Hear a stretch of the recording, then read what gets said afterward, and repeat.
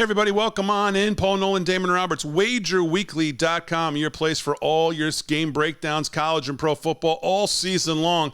We're going to provide as much content as possible, breaking down each and every game right here. We'll do it every single week. Paul Nolan joins me as he does.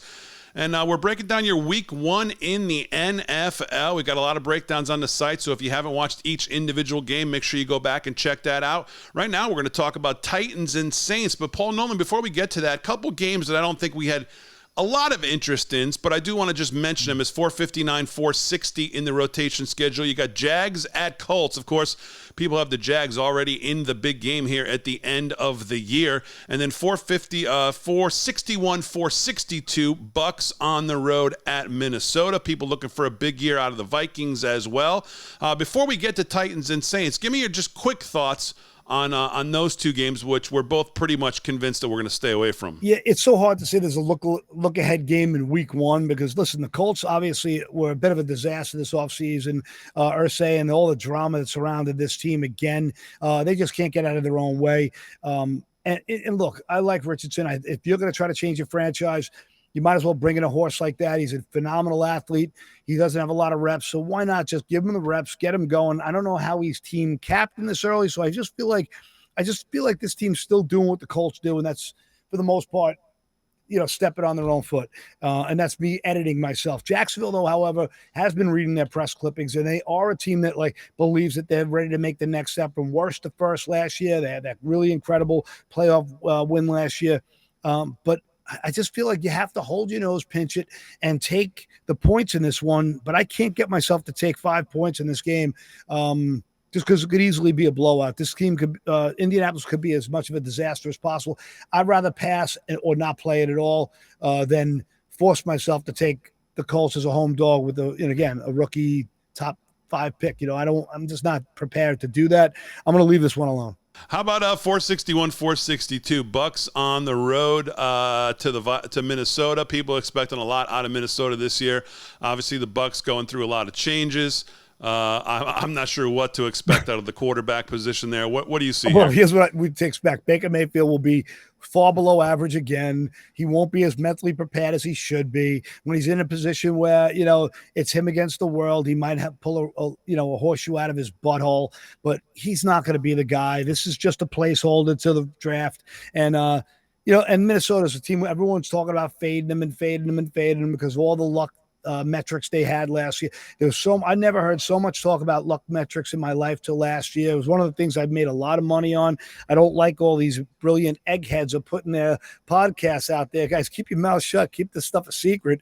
But it's a team I plan on fading a little bit too this year, but not in this week. This is another game I want to pass on. I want to see what I see out of this Tampa Bay defense that I think has some potential. There's a lot of I think there's some gamers back there, but we'll see. I don't know. I got to see these teams play. I got to rewatch the film. I like to watch every game. I haven't missed one NFL game in the last 20 years. And I'll really study the all 22s on this one, especially because I didn't get as much out of Tampa that I normally do this offseason. So I will openly admit I don't know enough. There's way too many question marks for me to get involved in this game.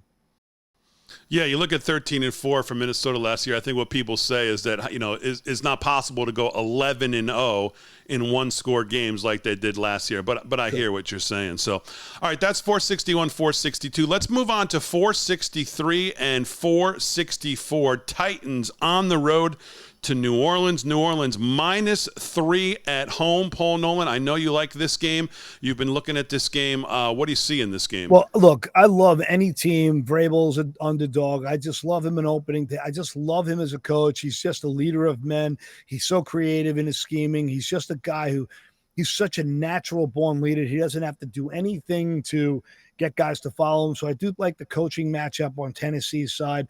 I do think that this New Orleans team is a little underrated. I do like their offensive line, and they're going to have their hands full between Danico Autry and Key and Simmons. I mean, Jeffrey Simmons is, to me, one of the most underrated guys in this league. I just love his ability to stuff the middle and still get a pass rush at the same time. He creates such great discipline in his gap control. And, I do like the way this team's going to be able to scheme a lot of blitzing, with great schemes. So I do like, though, in this game, as much as I like Vrabel, I am leaning towards New Orleans in this thing. As much as I think Derek Carr has the potential, he had such a bad year last year, and he's such a likable guy. He's not, he's just not good with a coach who doesn't like him. And the rift between, what's his name, the sweater kid. I'm sorry, I got Alzheimer's, I think.